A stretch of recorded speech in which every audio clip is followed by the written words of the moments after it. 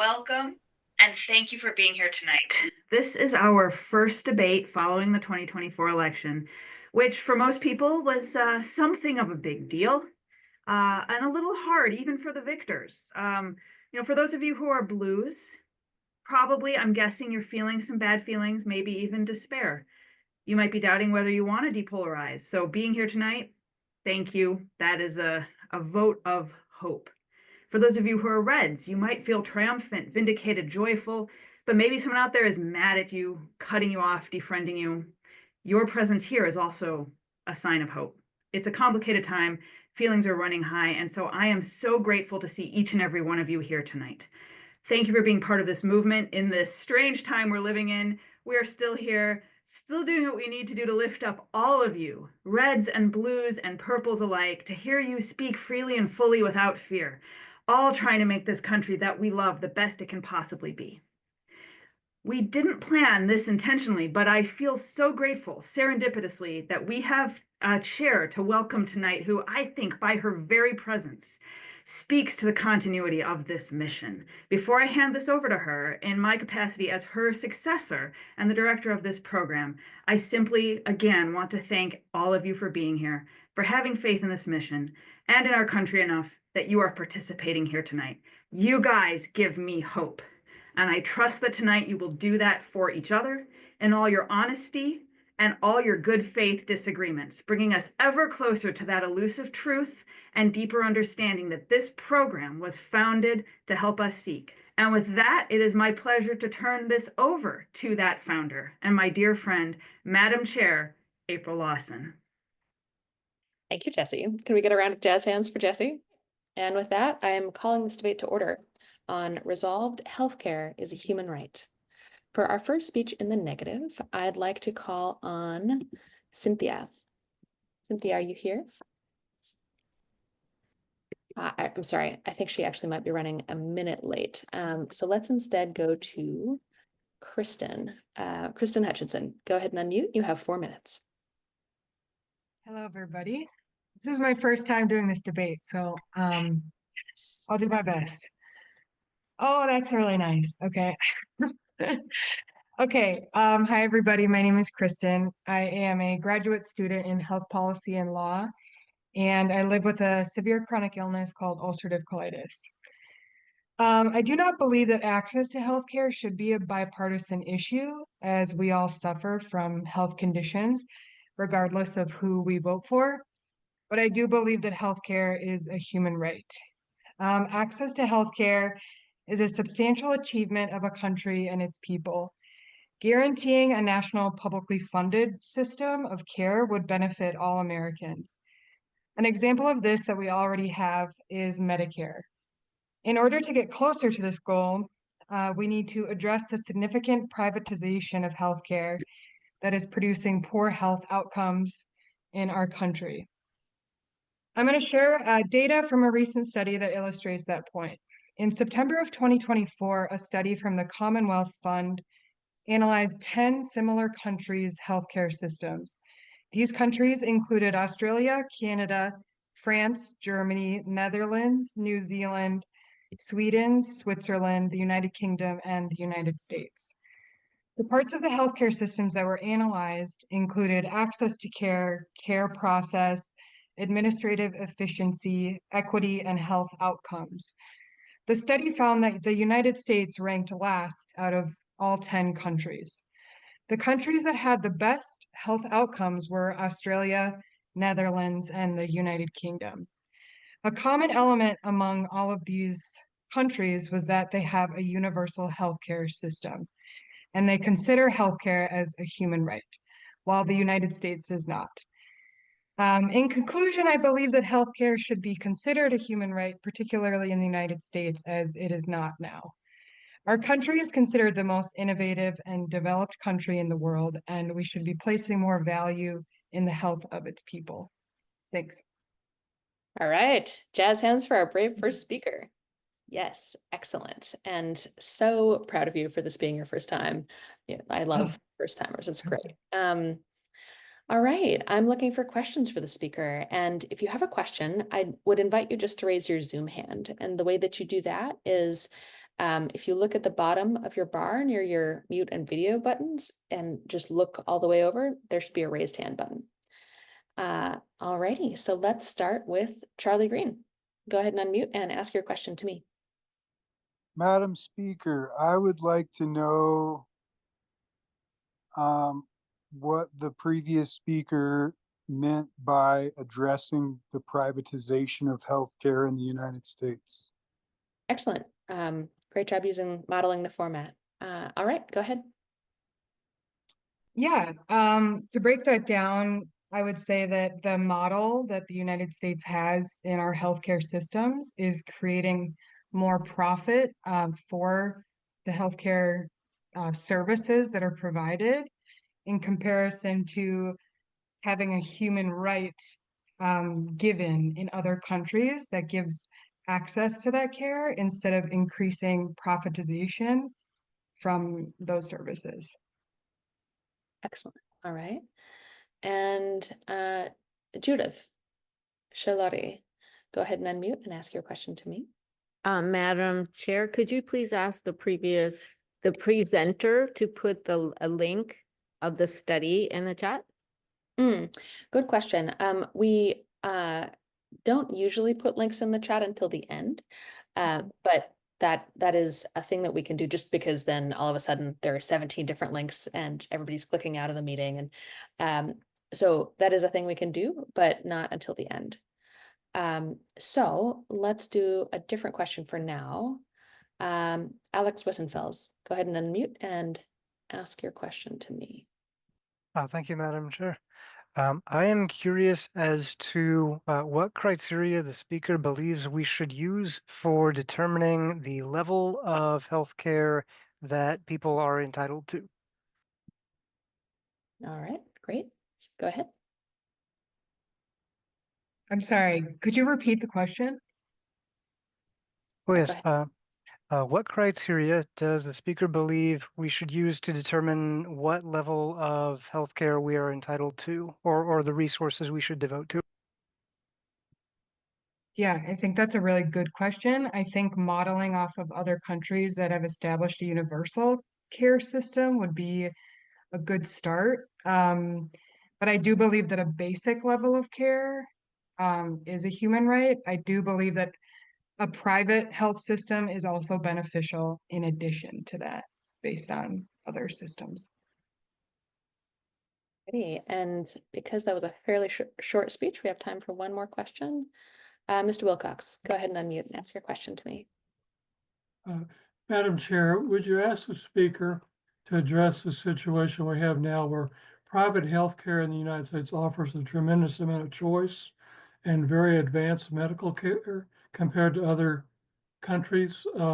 My concern would be going to a public healthcare system would diminish the quality of care. All right. Yeah, great. I appreciate that question. I think it's a good one. That's why I mentioned this study that I'll definitely share the link in the chat later that focused specifically on health outcomes. And I think the argument against universalized care will say, one of the arguments is saying that the health outcomes will be poorer. However, in the United States, the health outcomes were the poorest out of 10 of these countries. And so based on that study alone, I would say that we're already doing pretty bad. All right. With that, the speaker's thanked. And one more round of jazz hands for excellent questions and very good answers. I am now looking for a speech in the negative, and Mary Beth Gilbert, you're up next. Go ahead and unmute. You have 4 minutes. I too am a first-time speaker, so I appreciate the patience. Healthcare is not a human right. When I agreed to argue in the negative, I knew I was swimming upstream, and the knee-jerk reaction would be that healthcare is absolutely a human right. But what does that mean? I believe there are a couple distinctions that have to be made. One is what is an individual right and what is a social right. I think human rights, rights we have simply because we exist as human beings, are individual rights, which are a more moral claim to freedom of action and thought. Sometimes these are called negative rights, meaning you have a right to be free from anyone or anything restricting your movement, thoughts, or beliefs. A social right is a right that a community or society believes is a social good. These are things that a society should provide, but is not an inherent right. This might be considered a positive right, a right to something. I also think there has to be a distinction between health and health care. Health, according to the World Health Organization, is a state of complete physical, mental, and social well-being, and not merely the absence of disease or infirmity. Given that many people are sadly born without good health, it seems apparent this is not an inherent right. Personal health is often, though not always, a matter for personal agency. If a person thinks they have a right to health, they have a responsibility to take care of themselves, eat as best they can, exercise when they can. Health care, however, is a different matter. Health care is defined as an organized provision of medical care to individuals or a community. This may be a social good, but is not an individual human right. If something is a social good, who should provide it? If a society decides people should have the opportunity to be healthy, it may decide how best to educate people about health and incentivize healthy behavior. How to do this is a policy issue, not a matter of rights. As a conservative, I confront policy issues by asking what the solution is and whether it is a government solution. First, I think private solutions should be sought. That is my visceral response as a conservative. Individuals should have an obligation and responsibility to take care of their own health before asking society to intervene. If they need assistance through education, access to healthy food, information about exercise, then the family has a responsibility to help. If a family is unable to do it, they should look to community institutions like churches, schools, local community centers. I believe people and society are good, innovative, generous, and smart, and will solve these problems. Given everything that I've read, I believe there has been a growth in the number of positive rights in the United States, things that people expect from the government, especially the federal government, which is furthest from an individual and their family. This is typified by Barack Obama's Life of Julia ad, outlining how pivotal the federal government was to a fictional Julia's life. The ad emphasized the role the federal government played throughout a lifetime and is about what people have a right to rather than freedom from. The United States is a federal system, made up of states, each with their own governments and laws, revenues and tax systems. The federal government was allowed to exist, but given limited powers as defined by our Constitution and Bill of Rights. If the federal government was not given the right to regulate health care, the states should have been left to regulate, as many still do. Those rules have been dwarfed by the volume of federal rules. Personally, I want to let states experiment with their own tax dollars, as Governor Mitt Romney did in Massachusetts.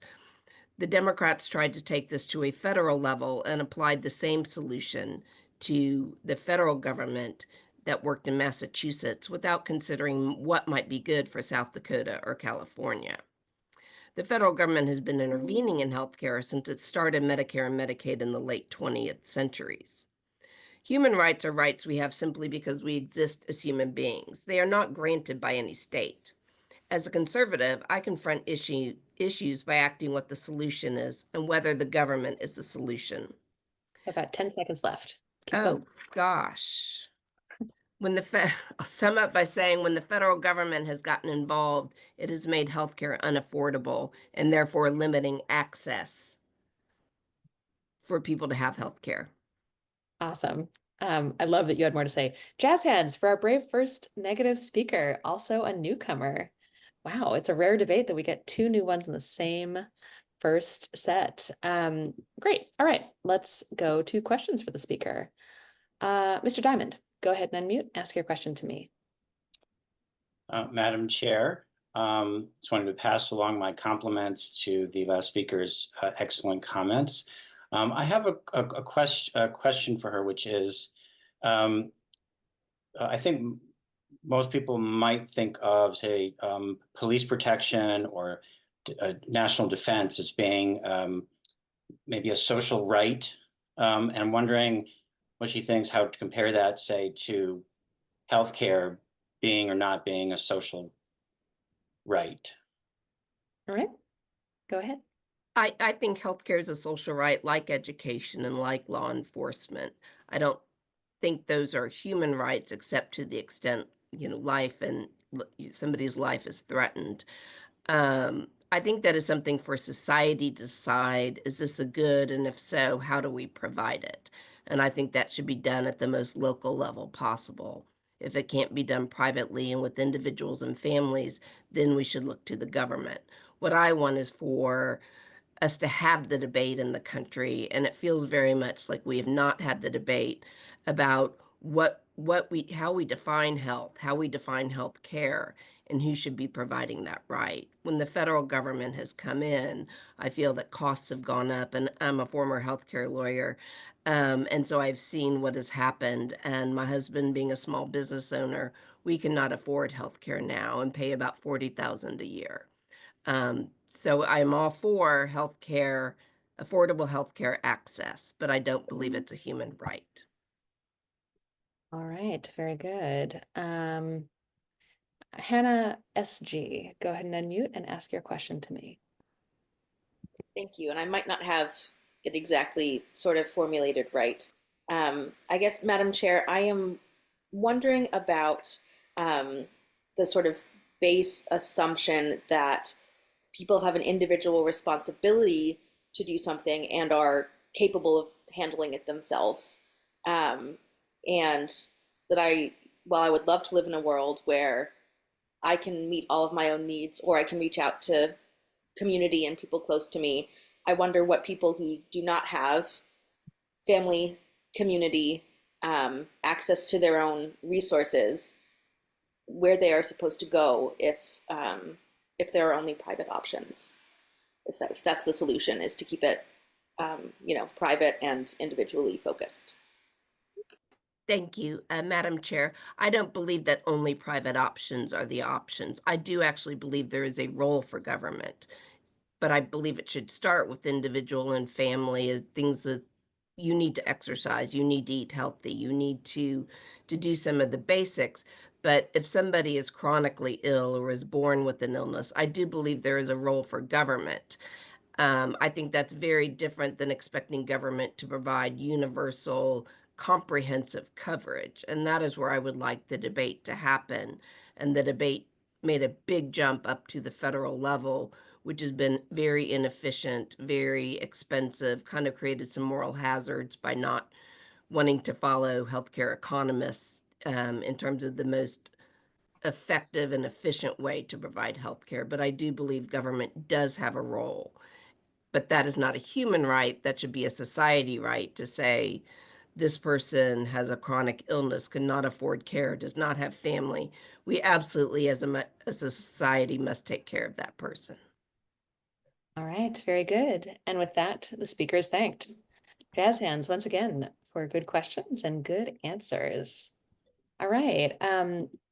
I would like to remind everybody that if you're interested in speaking, and remember, questions can be speeches, to chat to your whip, and they will help you get set up for that.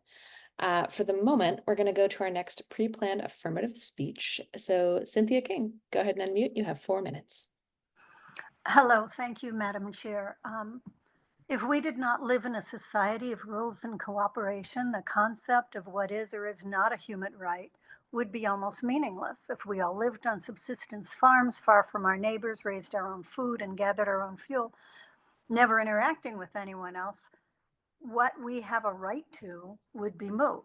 But we don't live like that. We rely on each other. We share services, water, roads, and most of us play a part.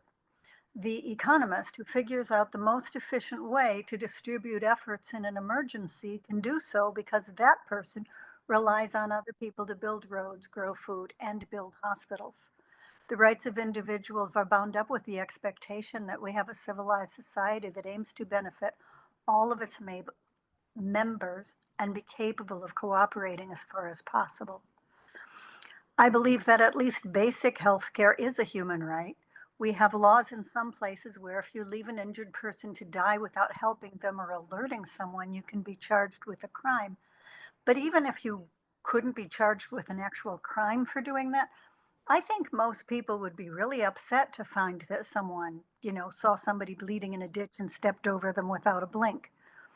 Not because they caused the problem, but because in society we have an obligation to help. If we lived in a society you know, where there was no way to help that person, or the person who tried to help was going to have their own life, you know, torn apart by their effort, then you could understand why they would not want to do that. And that may have worked or may work in other societies, or a long time ago.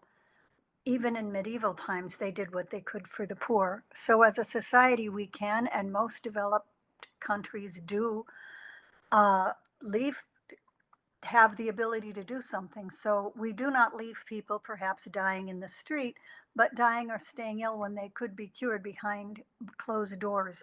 That's a failure of civilized society.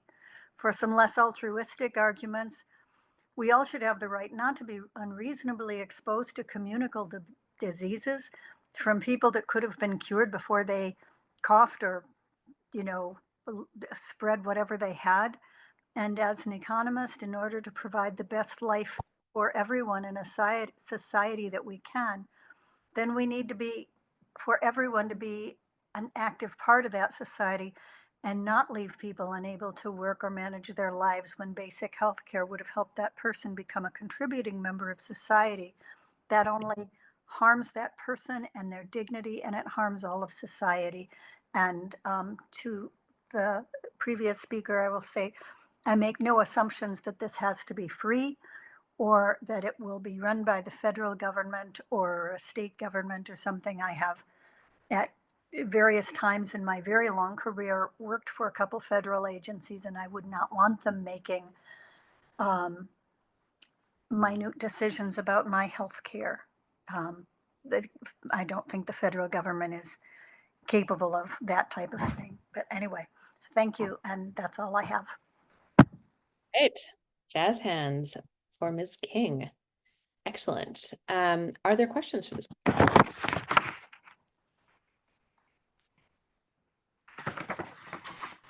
Bruce, go ahead and unmute. Ask your question to me.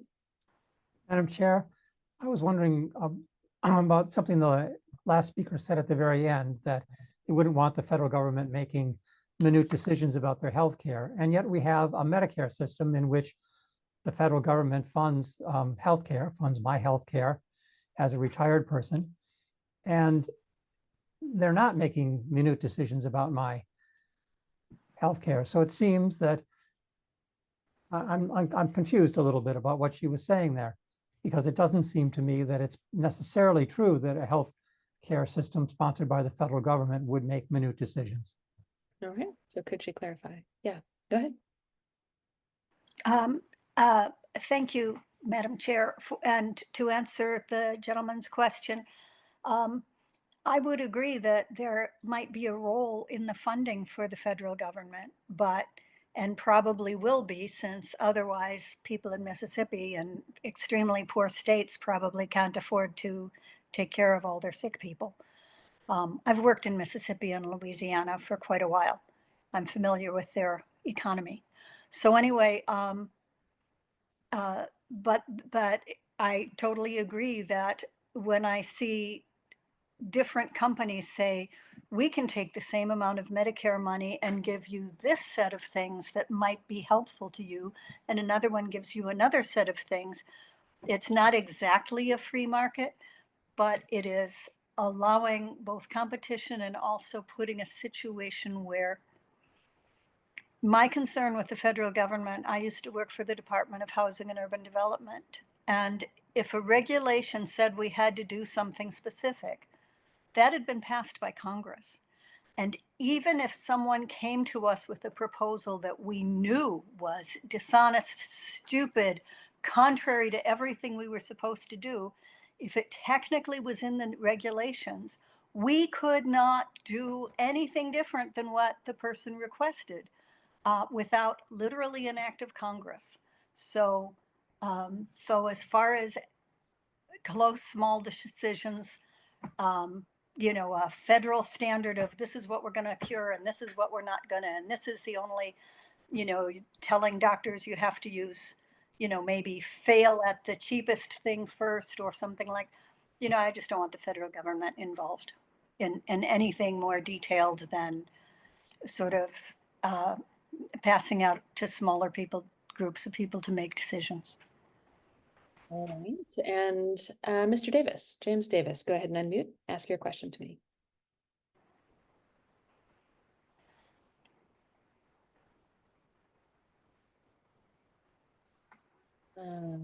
You're still muted as far as we can see.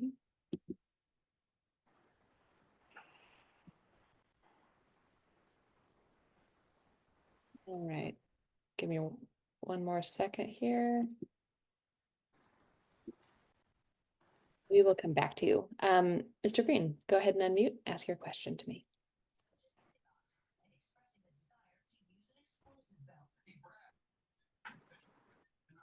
Now I can't hear you, Mr. Green. You're muted, Mr. Green. Got it. Thanks. Appreciate it. Madam Chair, I would like to know if the previous speaker could say more about the moral imperative and the impact on broader society of denying care. All right.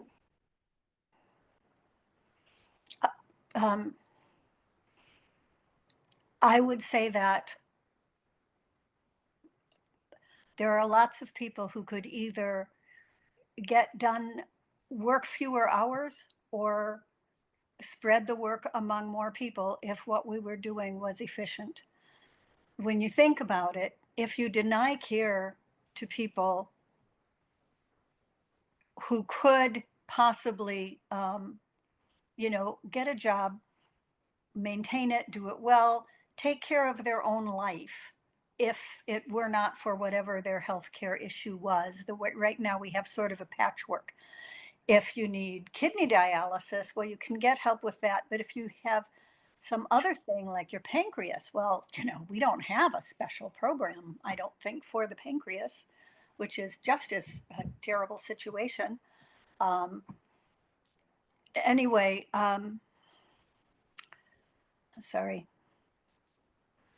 When you have a person who cannot take care of themselves because if you don't have a job, you don't have insurance, you don't have any money, you can't afford whatever it is.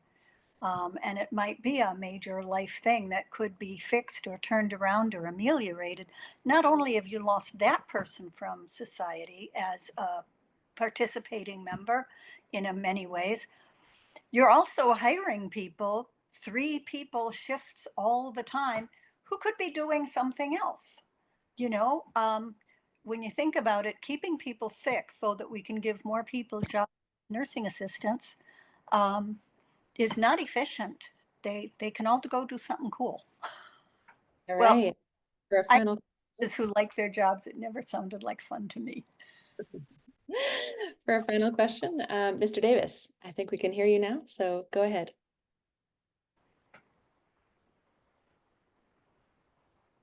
Mr. James Davis, go ahead and ask your question.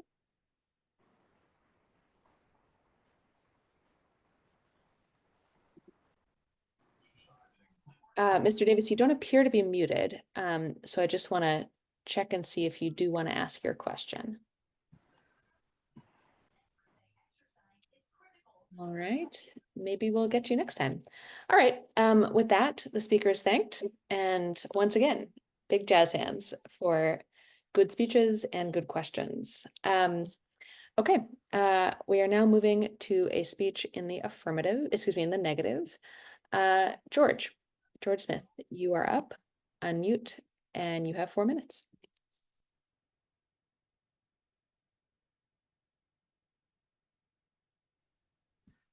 Thank you, Madam Chair. Healthcare is not an essential inherent human right, but appropriate quality healthcare is an essential individual and public good. And we have strong, well-defined moral, ethical, and humanitarian obligations to provide healthcare for those who are incapable of providing for themselves. The Declaration of Independence speaks of unalienable rights, which include life, liberty, and the pursuit of happiness. And express freedoms were amplified in our Constitution, and they include freedom of religion, freedom of speech, freedom of movement, freedom of association, and others. These are essential and are held to be essential, inherent, natural rights or God-given rights. And what they have in common is that they're qualitative states. They do not promise us property, material goods, or special services to be provided to us by the labors of others. Of course, we have other rights conferred by the government, which may include material benefits or access and payment for labors of others. For example, the right to join Medicare at the age of 65.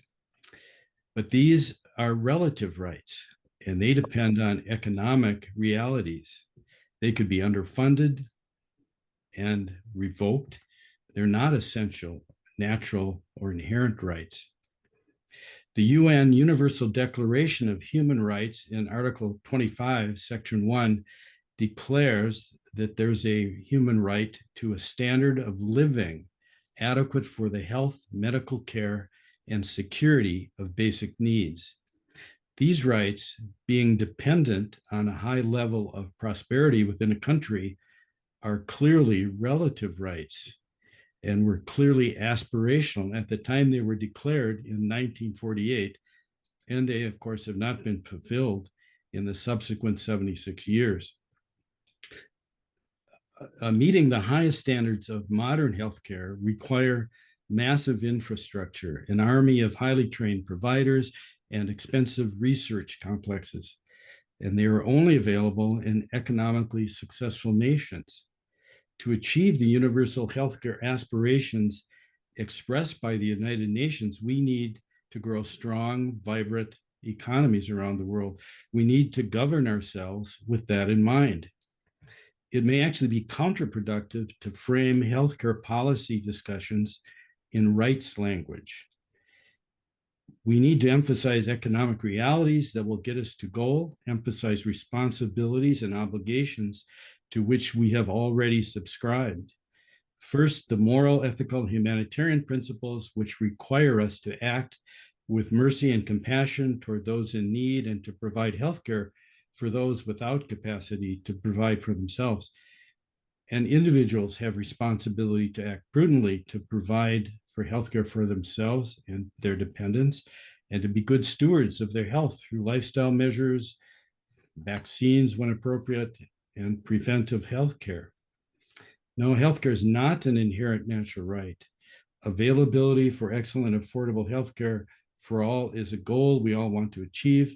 We will be most likely to achieve it with good governments, strong economies, adherence to the humanitarian principles we already espouse, and if we focus intensely on that goal.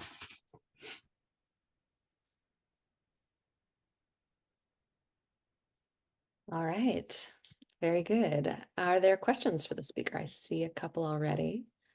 Mr. Groshong, go ahead and unmute and ask your question to me. Thank you, Madam Chair. This isn't fully formulated in my mind, but I'd like to ask the speaker if, regardless of whether it was healthcare is a human right or it isn't a human right, if it were the case that after careful studies that universal healthcare was the most federal universal healthcare was the most cost-efficient way of providing healthcare in the country, would he support that? Right, go ahead. Well, I could support it. Depends. I think there are rights of many people involved in that kind of a program. And there are incentives that have to be, correct incentives that have to be maintained. And there has to be decision-making processes that are centered rightly so that we don't end up with skewed decisions that adversely affect overall healthcare. I think it could go in a number of ways. If we universally funded vouchers for everybody and maybe weighted them depending on an income to provide people to access insurance market, and there was intelligent regulation, I would support that wholeheartedly. We've all seen, I'm sure, the news stories about some of the fraud that's been going on in some of the Medicare Advantage programs that are maybe approaching billions of dollars. That's a problem both with the government regulators and, of course, the honesty involved with the companies that are involved in Advantage plans. All right. And for a second question, Mr. Recheck, who is, for anyone who doesn't listen to the Brave Angels podcast, he's the star of one of our episodes this season. So a little bit of jazz hands just for you. You're one of my heroes. But yeah, go ahead and unmute and ask your question to me. Thank you, Madam Chair. It's a pleasure to be here, and that's very sweet of you to say. I hope I can address you specifically. I'd like to ask the speaker how he would respond to the challenge that so the speaker distinguished the inalienable human rights sort of outlined in the Declaration of Independence from other rights that a previous speaker has called maybe social rights or something like that, on the basis that the inalienable rights in the Declaration of Independence are sort of qualitative states. And I wonder how he would respond to the challenge that health is a qualitative state all its own, and that the claim that healthcare is a human right is a sort of attempt to establish that qualitative state of health is an inalienable right to be retained or something like that. I'd be curious to see how he responds. Great. Thank you. Well, if it was a right, I agree with the previous negative speaker who said that what do you do with people who have congenital diseases or childhood diseases, chronic disabilities, those kinds of things. So I think the reason I want to distinguish between essential human rights and perhaps the relative rights is that it may affect our decision making in the way we lay out our healthcare policy. It's very easy to drift into more of a socialistic frame of mind, which leads, as we all know, in most cases leads to very poor economic results.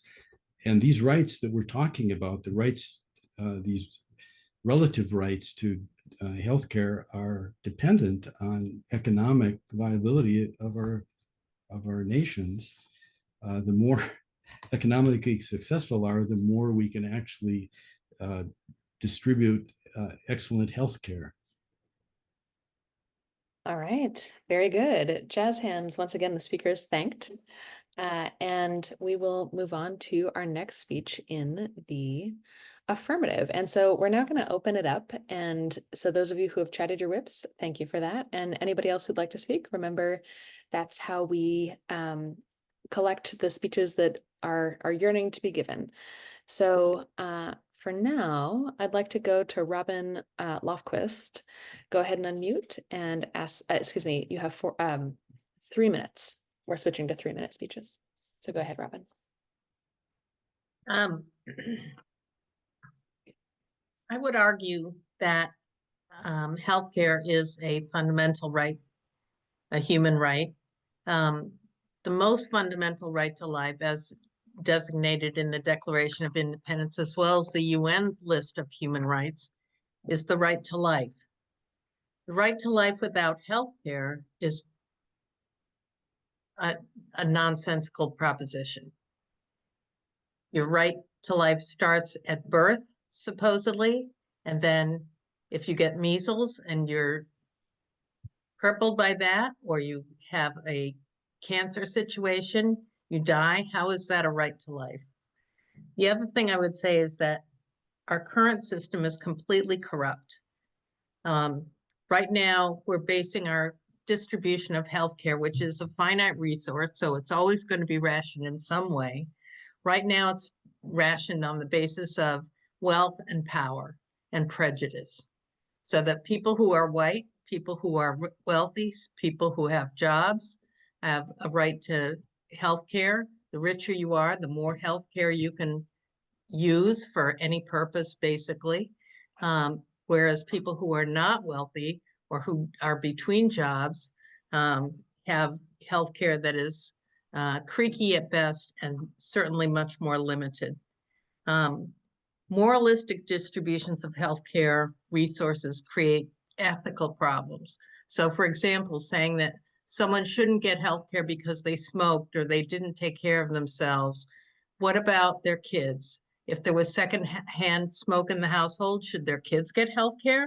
Or is that dependent on local churches and community centers as well? When people talk about healthcare, they worry about rationing, but what we're really talking about is rationing for the privileged. People who have privilege and power and wealth do not have rationed healthcare for the most part, but they're fine with other people having rationed healthcare and leaving it up to insurance companies as opposed to medical providers or experts in the field. So concerns about the federal government not wanting the federal government to be making minute healthcare decisions really make no sense, because right now it's up to insurance companies who are just in it for the profit. The only other thing I would say is that, which I think leads to the corruption of the system that we have now, is that the rights to the positive rights, I guess, that was called earlier, the right to free speech, the right to freedom of worship, etc. In some sense, those are the rights of the privileged. Ask somebody who's sick, ask somebody who's hungry, who can't feed their kids, what's more important to them, freedom of speech or healthcare, food, a roof over their heads? They're going to ask for the rights that are, some call them societal rights, every time. That's it. All right. Jazz hands. Yes, for our first speaker, unplanned. Thank you. Questions for the speaker. Let's start with Mr. Trimble. Go ahead. You've been patient. Unmute and ask your question to me. Hey, Madam Speaker, how are you? I love this talk. I love all the talk about taking care of people and the rights and responsibilities, but nobody said anything about how much this is going to cost. And I get the feeling that and I'm perfectly okay if we decide as a society that healthcare is something we want to provide to our citizens. But somebody is going to have to decide who gets it and who doesn't, because there's a limited resource and an insatiable appetite for healthcare. How is that going to get decided? If it were up to me, I would leave it up to medical care providers. Perhaps there would be boards who would determine what makes sense and what doesn't make sense. I think it's healthcare, like I said, is rationed already. It's just rationed in an unethical way. The other thing I would say is, I'm sorry, I forgot the first part of what you were saying. I'm sorry. I'd like to state the question again, Mr. Trimble. Oh, just that we have an insatiable appetite about for the cost. healthcare. I'm sorry. As far as I know, the U.S. spends a much higher percentage of their GDP on healthcare compared to other nations in the first world. And if you think about it, and you think about what happens in your, typical healthcare, the doctor treats you for 5 minutes, he codes it, goes to the insurance company rejects it. You look at the coding, maybe the coding should have been different. Oh, it should have been submitted different, and they do it again. This stuff happens all the time, and it just costs tons and tons of money that wouldn't be happening if we had single payer, universal healthcare. Thank you. Mr. Chukwumeka? Not sure if I said that right, but go ahead and unmute and ask your question to me. Cool. Well, Madam Chair, it seems like people are conflating healthcare being a human right with providing universal healthcare. I don't think they're dependent on each other. there are many rights that all of us have today, like the right to run for political office, but that's not a human right. This is a question, right? Yes, yes, yes. I was just, laying the foundation for the question.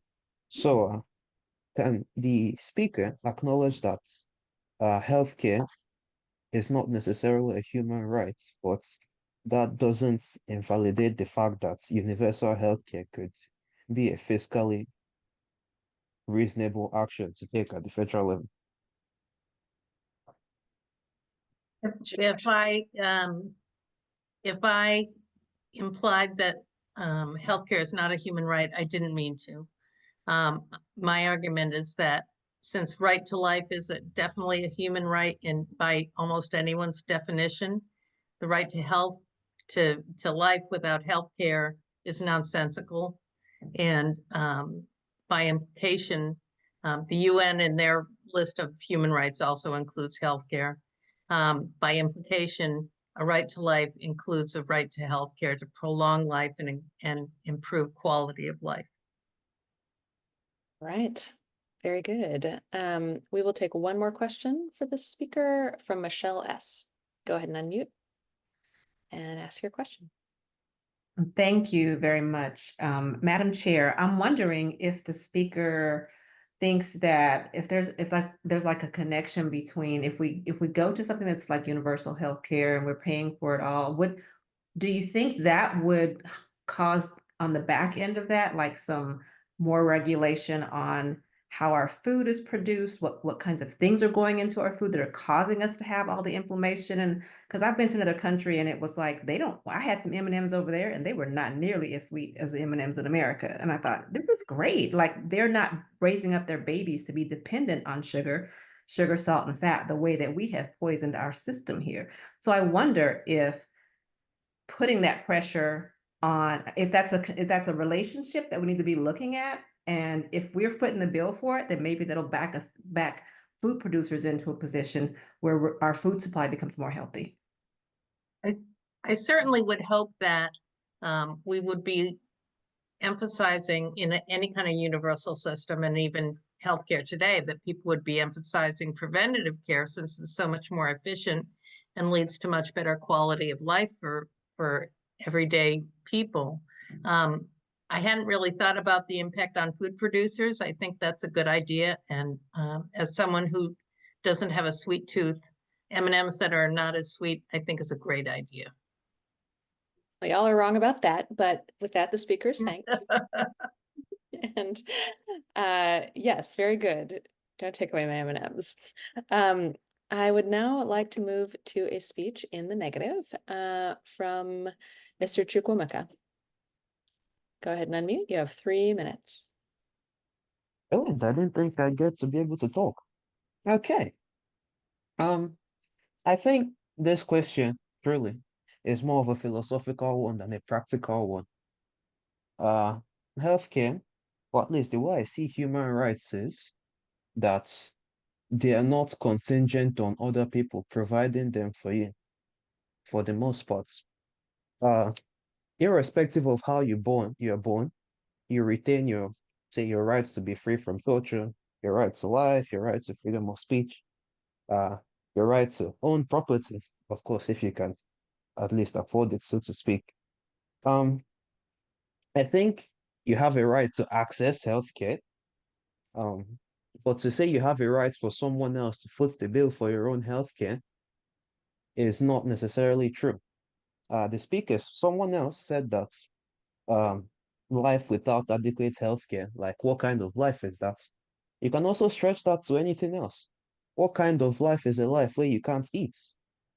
Are you going to say that food is a human right? What kind of life do you have if you're naked? Is that also going to become a human right?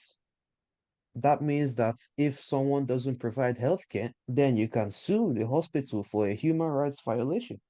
There are many legal things that begin to open up when you talk about healthcare.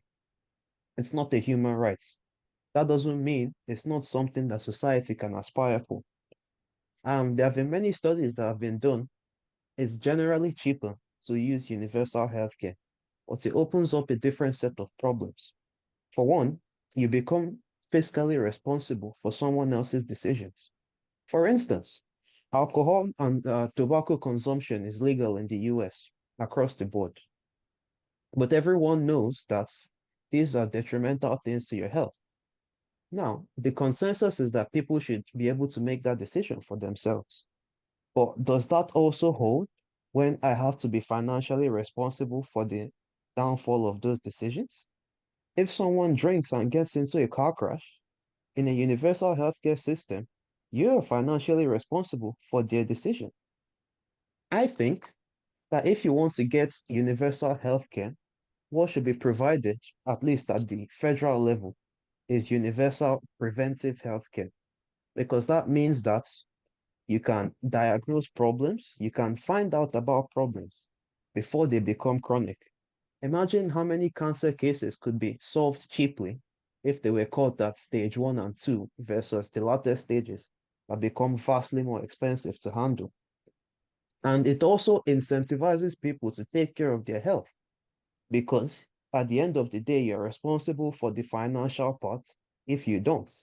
So if you choose to smoke and drink and let yourself go, you will know what your problems are and you can catch your problems on time, but you're still responsible for the decisions that come as a result of not doing those things that could have kept you healthy. That's how I see it. And I think my time should be coming to a close. So yeah. That's correct. Yes, well done. Jazz hands for the speaker. Excellent. Brenda Gilmer, go ahead and unmute. You get the first question.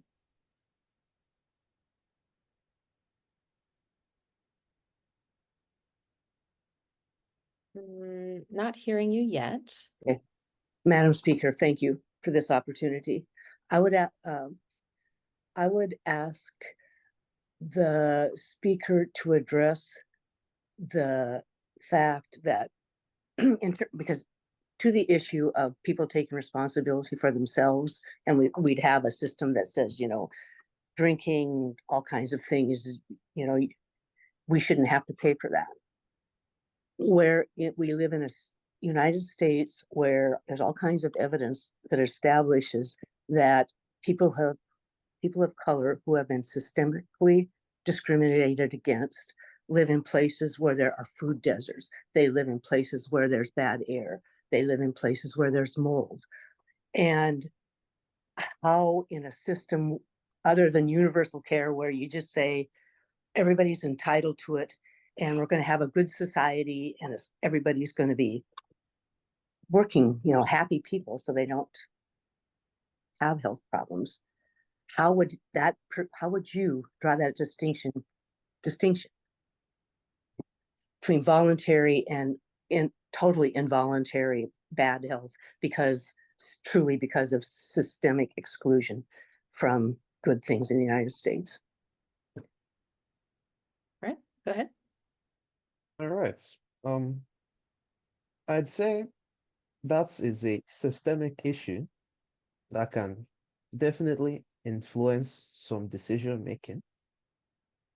Still, even if America was equally distributed across any demographic you could come up with, say everyone lived and was at the exact same risk of having health conditions naturally and as a result of any systemic factor. Even if everyone was on that equal playing field, you would still have individual decisions that would weigh in and would still be a more primary factor in determining your health outcomes than those systemic issues. The number one killer of people in America is actually heart disease, and it's heart disease driven by lack of exercise and the type of food people consume. More people die in America from overeating than lack of food. So systemic issues do exist, but that would not be the primary factor determining someone's health outcomes. We can address systemic issues without acknowledging that healthcare still isn't a human right, and preventive universal healthcare is still a good idea. All right, Rebecca Schoon, go ahead and unmute and ask your question to me. Madam Speaker, I would ask the presenter, To elaborate that on that issue of individual responsibility a little more, yes, when, for example, if you're a low-income family and you have to make a choice of how to feed your kids, and the average cost of a Happy Meal is the same as a pint of blueberries, it might be seen as a bad decision to buy the Happy Meal. But from an economic perspective, that might be a low-income family's only decisions. A lot of decisions that we see as bad decisions are economically constrained, not just of their own decision-making. So how would he incorporate that into his discussion of individual responsibility? Go ahead. I've also seen evidence that talks about how making healthy meals is not as expensive as people say it is.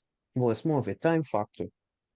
At the end of the day, we can't fix every issue. I can't make everybody rich. I can't make everybody have the time and resources to make the perfect kind of meal that they would make. The truth is that I feel sometimes that people have expectations of the federal government that aren't necessarily in line with what I think the federal government should do. I don't think that is a direct federal government's responsibility. We can talk about some systemic things we can address to make these issues less. But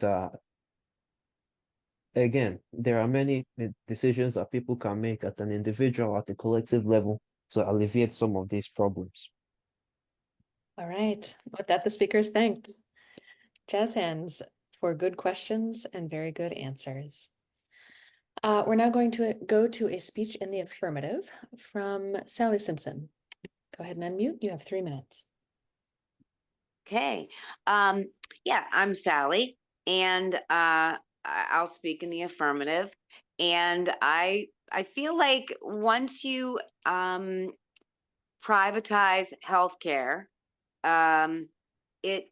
it automatically makes things a lot more expensive. And I was diagnosed with brain cancer at 33, and I have been re-diagnosed 2 times since.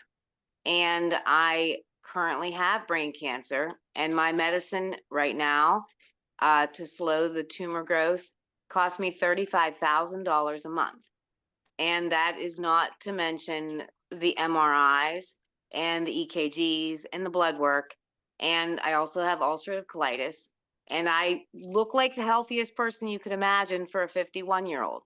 So I work out 5 times a week. I lift weights. I walk. I have done everything right. I do not smoke. I do not drink. I take my supplements. I eat healthy. And I lost my job when, and therefore I lost my medical insurance. And that was the end of 2019. And that it's a shame that your job goes along with your medical insurance. And I was in a terrible situation.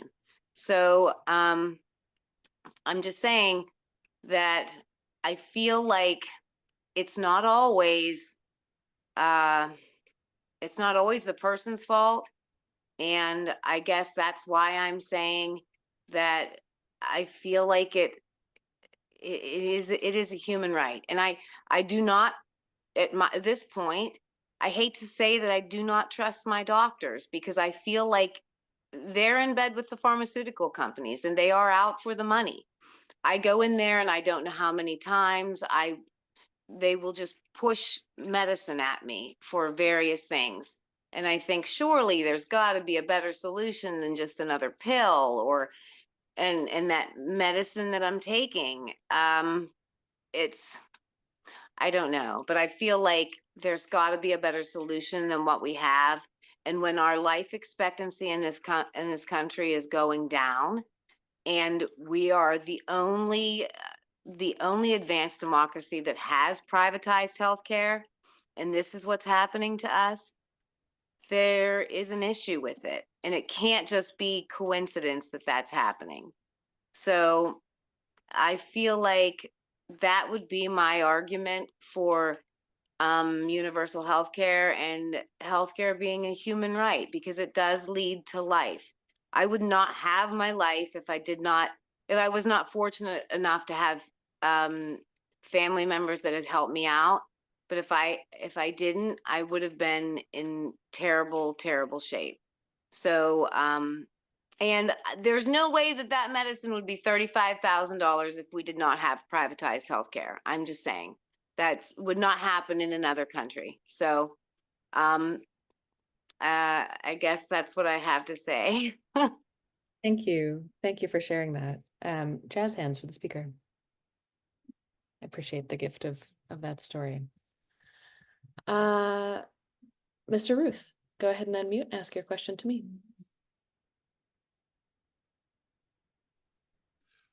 I'm sorry, I don't have a question. I have a comment, and I Actually, would speak against. I'm sorry to mute you. This is just only a time for questions. But if one of the whips, if you would reach out to Mr. Ruth about possibly giving a speech, that would be great. Mr. Mack, go ahead and unmute, ask your question to me. Hey there, sorry for the glare. So the previous speaker and a previous speaker mentioned about the lack of access to healthcare reference privatization. I live in Massachusetts and I have good private insurance. And in Massachusetts, what's Mass Health, Medicaid, is better insurance than I have. So I'm wondering what the speaker's comment would be on that point. All right, go ahead.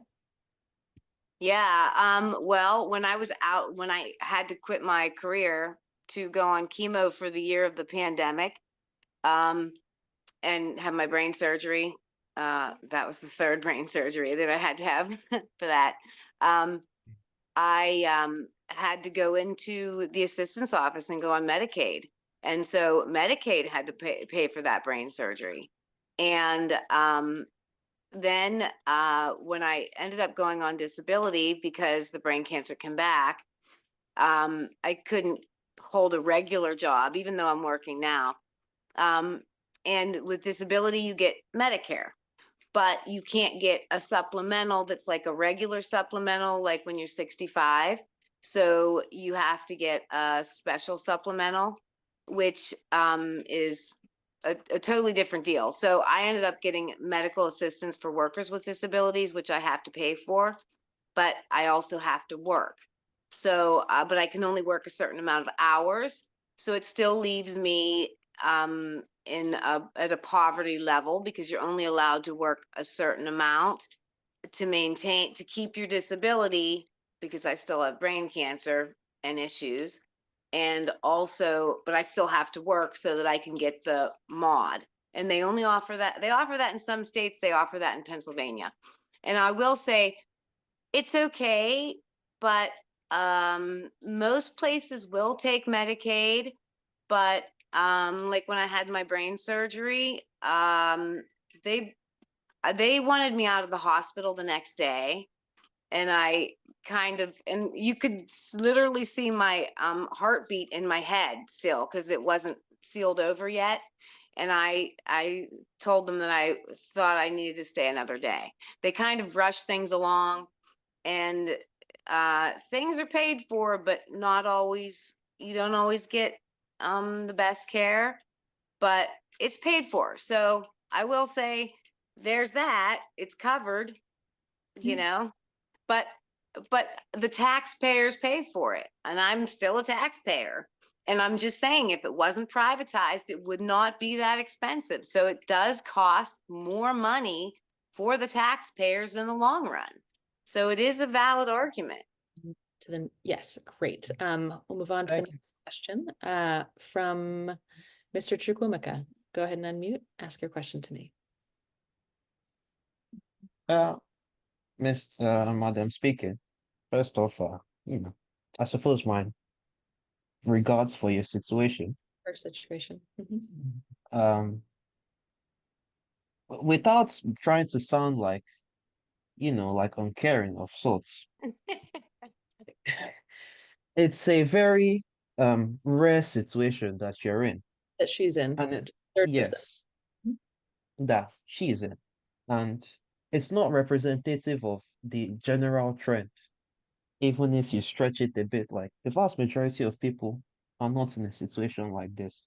And again, you could still compare it to other things like being born into a poor family means you can't access food.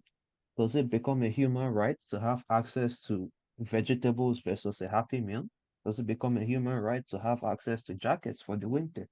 These are things that directly impact your life, but there Is that has never been, yeah, there has never been, an argument to make these human rights.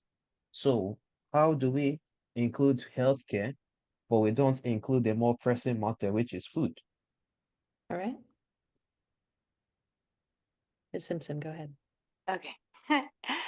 um, I don't know that I can answer that. I feel like food should be a human right too. I kind of feel like there are a lot of things that should be human rights, but I'm a socialist, so I think a lot of things should be human rights.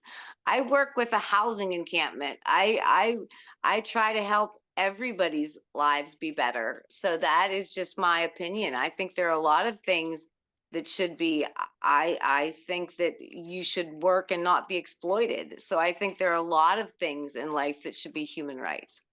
So that's my thought on it. All right, great. With that, the speaker is thanked. And so jazz hands once more for our speaker and her story and the questions. We're now going to go to a speech in the negative from Alex Wessenfils. Alex, go ahead and unmute. You have 3 minutes. Thank you, Madam Chair. So first off, I'm going to set a timer here. First off, rights define what the government is not allowed to do to you or make you do or prevent you from doing. Those aren't written on the fabric of the universe. Those are just what we believe will result in a society that we actually want to live in. So we hard code them into our governments as part of their constitutions. So with that out of the way, we can still decide that we want to help people deal with health problems because that can also result in a society that we want to live in. And so here's how I would approach the issue systematically, because I think this is the major conflict that we're seeing here. So first, we can look at health problems and the impact that they have on society. How is society itself less well off because people deal with the financial and the physical and the emotional costs associated with health problems and the uncertainty surrounding them? There's some issues that affect our entire society and everyone in it, like birth and death. How do we feel about how we're currently handling those? How are the various communities within society affected by health problems? Are they able to thrive, or are they struggling because health issues pile on to other problems they're dealing with? And how are individuals affected by health issues? Are they able to pursue their passions and ambitions and live in reasonable comfort?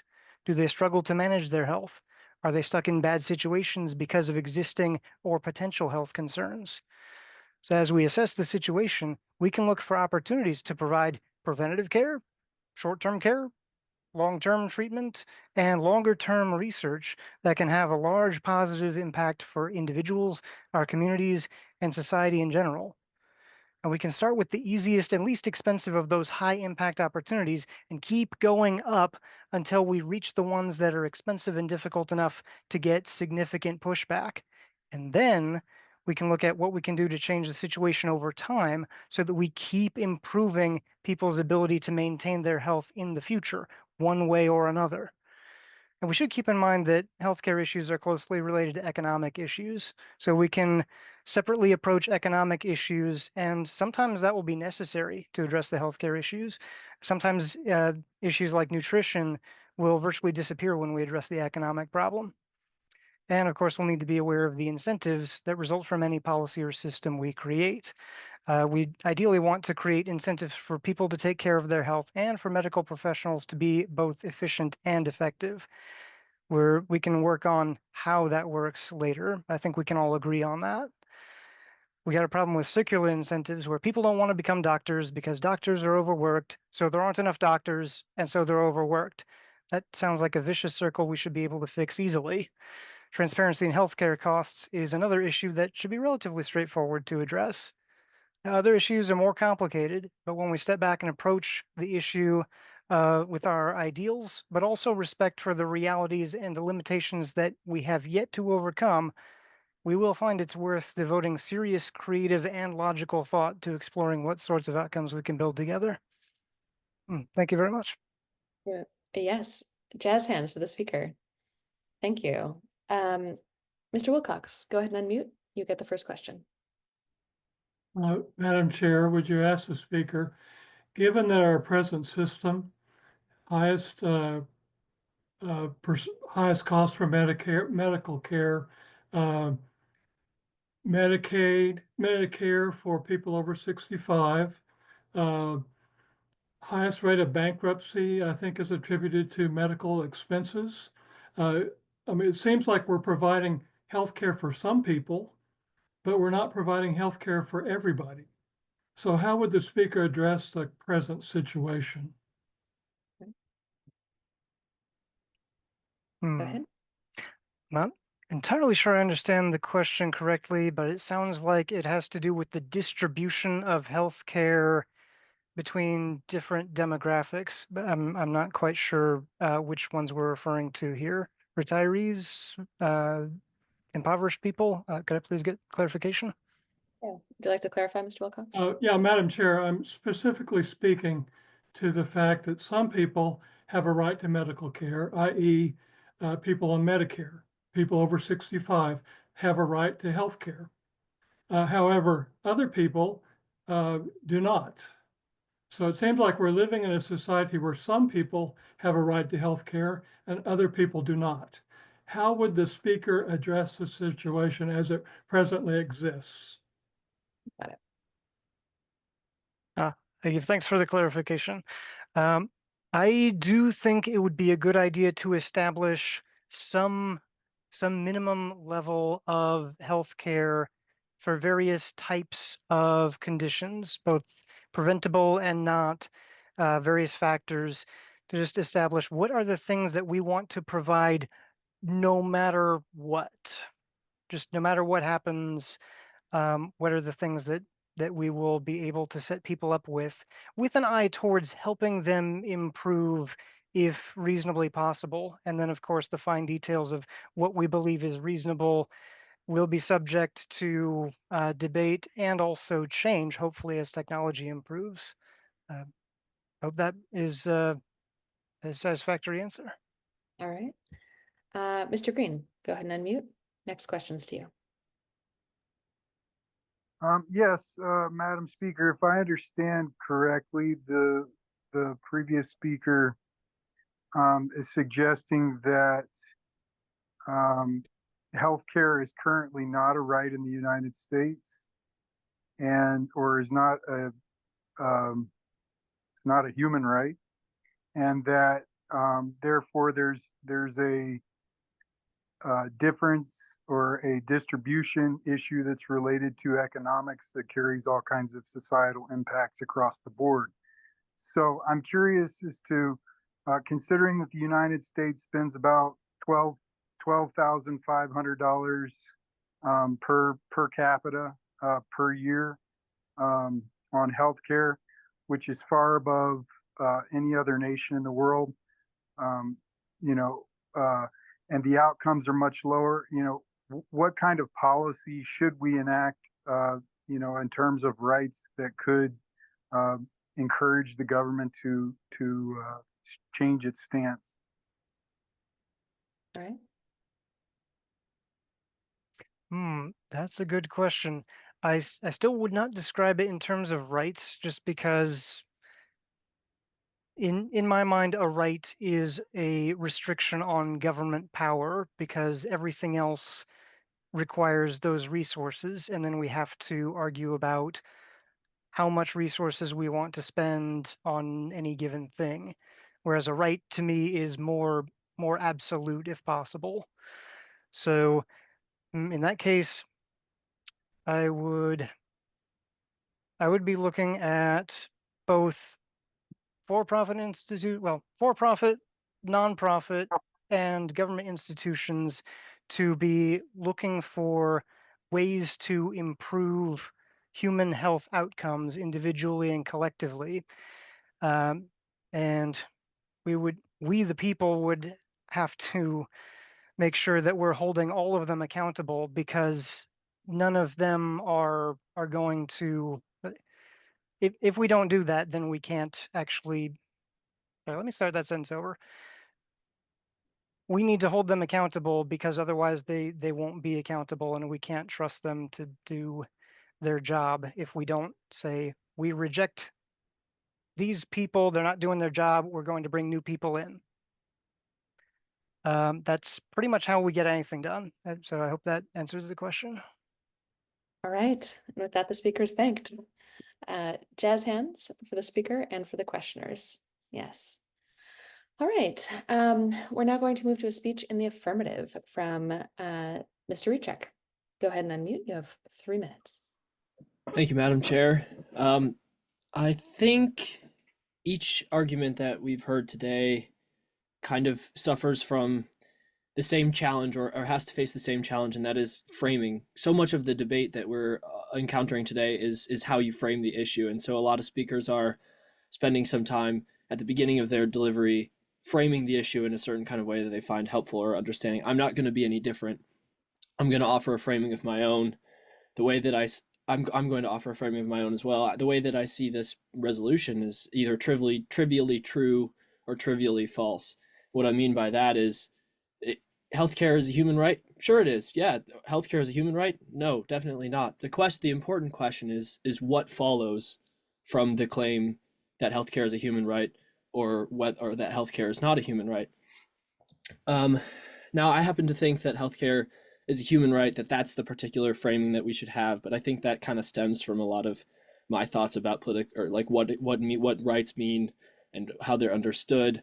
But maybe a way to change the framing is to engage in a sort of reflection about what thought processes often go through my head. So when I think about this, what the question seems to be inviting us to consider, like what we're entitled to in the healthcare setting, what types of care we're entitled to. So I think a very common type of thought process for someone who's inclined to say that healthcare is a human right is the following. Imagine a situation where someone is in a position of needing some kind of healthcare. Maybe a boy broke his arm falling off of his bike. The person inclined to say that healthcare is a human right is going to say that healthcare should be provided to that person. So when healthcare is needed, it should be provided. I think that's the type of thought process that often occurs for those inclined to say that healthcare is a human right. But then we come to a second part of the issue, and I think that's just a really compelling. Consult, not you specifically, the previous speaker, but you generally consult your intuitions. If you imagine a situation where healthcare is needed, I suspect you will come to the conclusion that healthcare should be provided. Now, the second question then is how we are to go about allocating the resource of healthcare to that person. And that's where I think we hit snags about this particular systems that should be employed. I think if we say that healthcare is a human right, we probably want to say also that that individuals have a right to the scheme of allocating healthcare that does the best job of meeting the needs of people who need healthcare. And I think I'm not really super qualified to participate in that debate, but my intuition is to say just this, and then I'll conclude. A lot of people are inclined towards efficiency models or models that follow the private market, because a common refrain is that the private market does the best job at allocating resources to those who need them. But there are a lot of situations that we can observe, I think, where that is not the case. We heard a story of a woman who sort of feels that has been the case for her.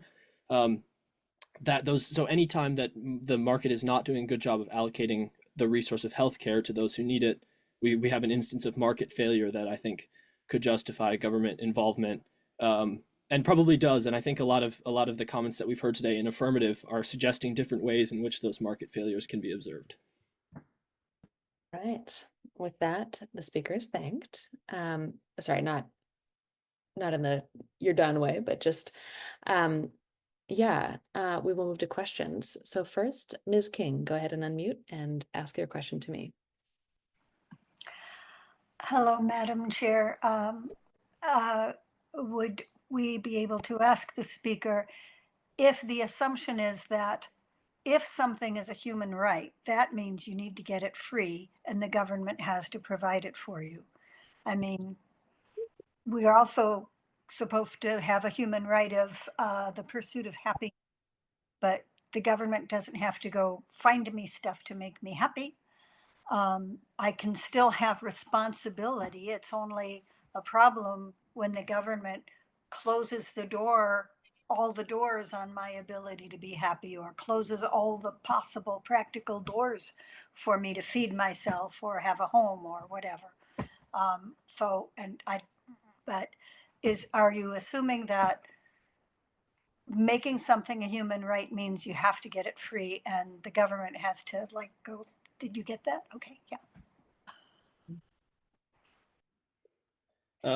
Madam Chair, thanks the speaker for her question.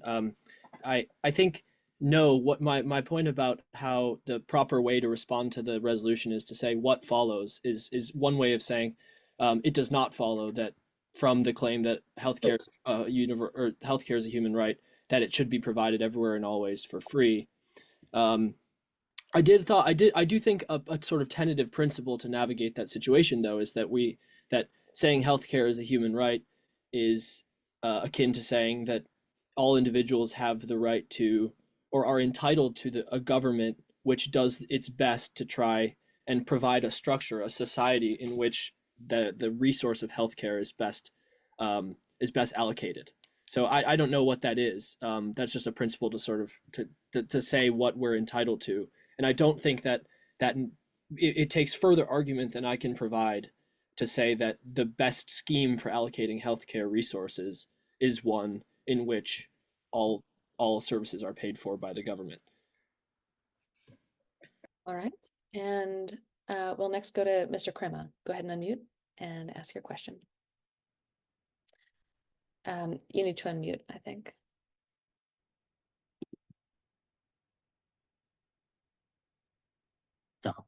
Okay, can you hear me now? Yes, sir. Yeah.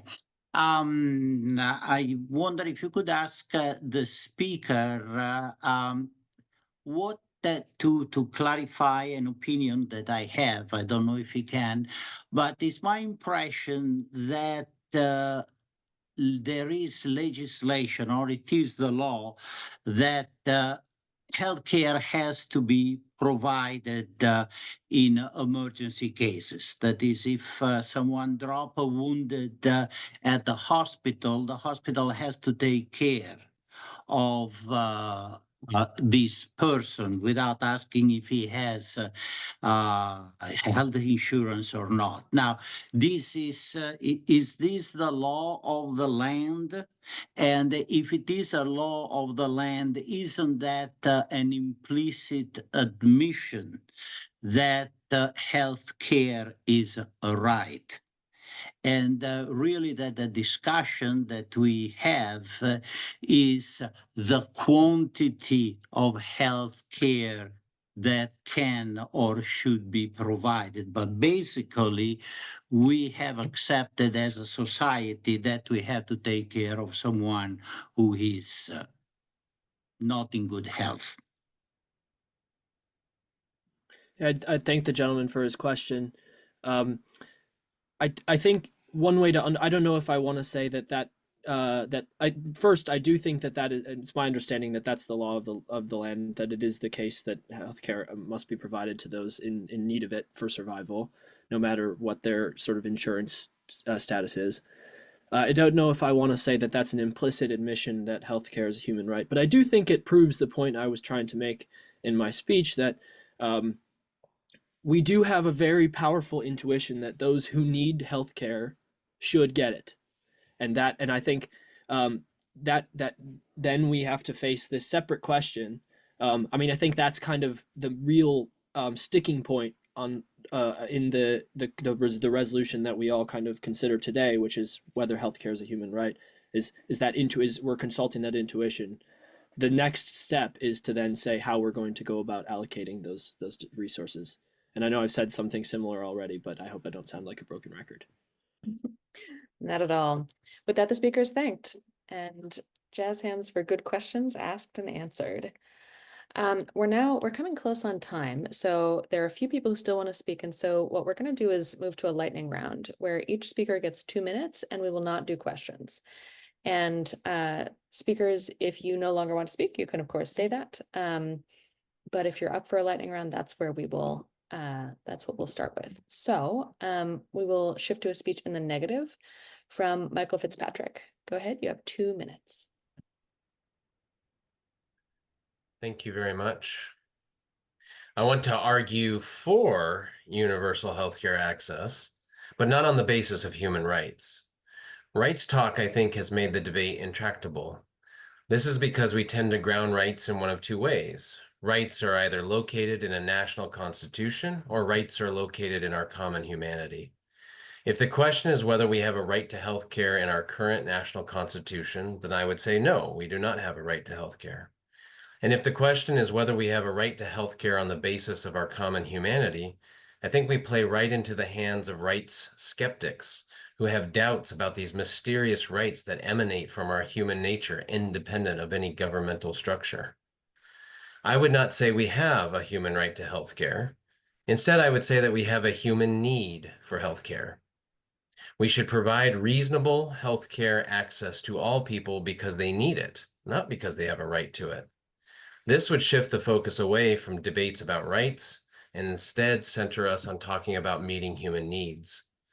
While we as a society do not owe people health care, we are still free as a society to direct our public institutions to be gracious. That is, to give people health care access as a gift, not as a right. We spend too much time arguing about rights and demands when we could just be a gracious society that meets our shared needs. For me, healthcare is like clean drinking water or clean air. No one today thinks people should have to work to earn access to clean water and clean air. Breathing and drinking water are shared needs that we all have just by existing. I would argue that maintaining health is also a shared need. Without clean air, we die. Without clean water, we die. And without an ability to combat disease and injury, we die. Let's meet our shared needs and stop worrying about whether things are rights or not. Thank you. Right. Got the speakers thanked. Jazz hands. Excellent. Good kickoff to our lightning round. We'll now go to Rebecca Schoon or Schoon, I'm not sure. Go ahead and unmute. You have 2 minutes. Okay, I'm a fast talker, but I don't know if I can do this. So society can decide if we want to treat it as a right. There's this kind of question is like, is it a right or is it not? We get to decide. There are a lot of rights that aren't just protecting people from government intervention. We've made K through 12 education a right. We've made the ability to receive mail if you're out in a rural area a right through the post office.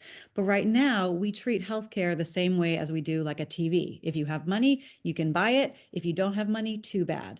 But healthcare is different from everything that we treat as a non-right because healthcare is a matter of life and death, whereas having a TV isn't. And that difference is why every other wealthy nation in the world has decided to treat healthcare as a human right.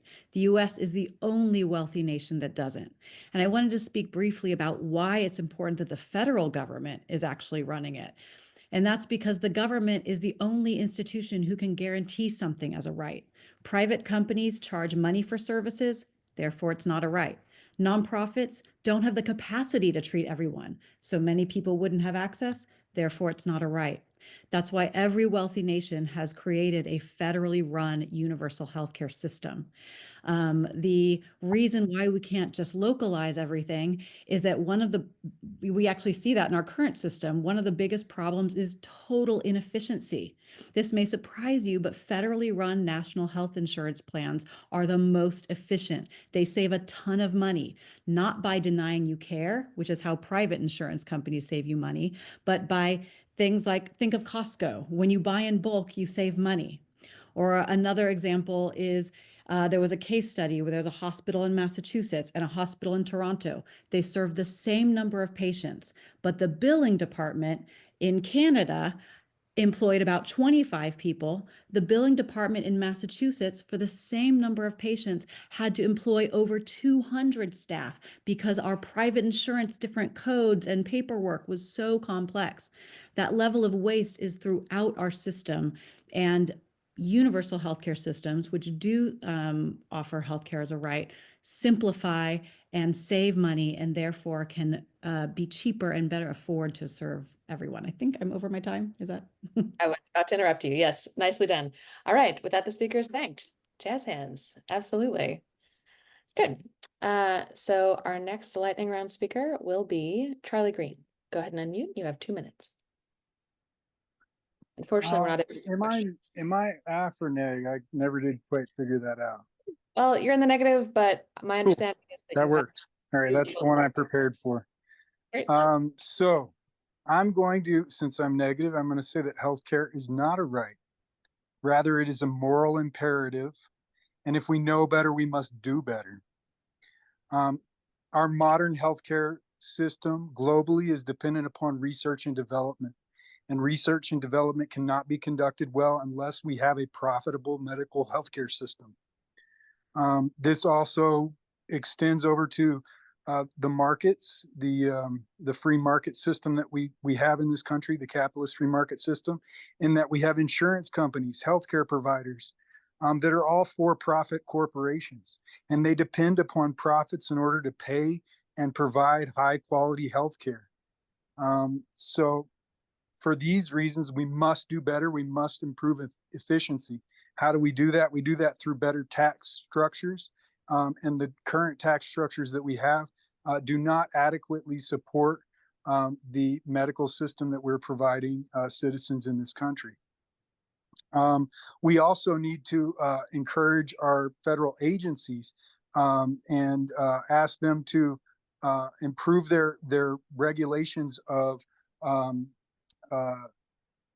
the food production corporations in this country that provide quality nutrition and which can help prevent major diseases which further impact the efficiency of the entire healthcare system. We also need to encourage our agencies to better inform and educate the public on how they can use and make better nutritional choices and preventative healthcare measures so that they, again, increase the efficiency of our healthcare system. So I would agree with the negative side in that that healthcare is not a human right. It is not protected as a human right in our current system, but it is, however, a moral imperative. And since we know better, we know that there are other countries out there who are doing a better job, who are providing better health outcomes for less money. We must do better. We have a moral imperative as human beings to take care of each other, and that's what we should do. All right. Jazz hands for the speaker. The speaker is thanked. We have, let's see, 3 more. They'll be very quick though. Or I need y'all to be very quick. The first one is from Maria. I believe you're logged in as MD. Go ahead and unmute. You have 2 minutes. Yes, can you hear me? Yes. Can you hear me? Oh, yes, thank you.